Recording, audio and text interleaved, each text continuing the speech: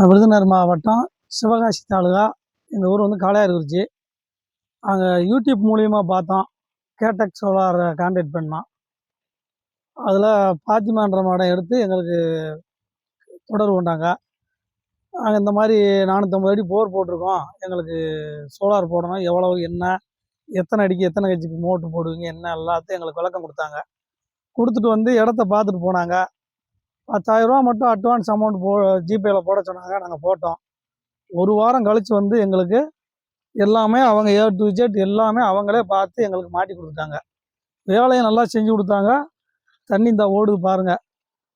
எங்களுக்கு விவசாயத்துக்கு கரண்ட் இல்லாதனால நாங்கள் இப்போ சோலார் போட்டிருக்கோம். பக்கத்தில் இங்கே இன்னொரு இடத்துலையும் போட்டிருக்காங்க. தண்ணி ரொம்ப ப்ரெஷராக இருக்குது. வெயில் குறைய தண்ணி கொஞ்சம் குறையுது. வெயில் எவ்வளோ அடிக்குதோ அதுக்கு தக்கன ப்ரெஷர் இருக்குது. இப்போ மணி 5 மணி ஆனதுனால கொஞ்சம் குறைய அடிக்குது தண்ணி.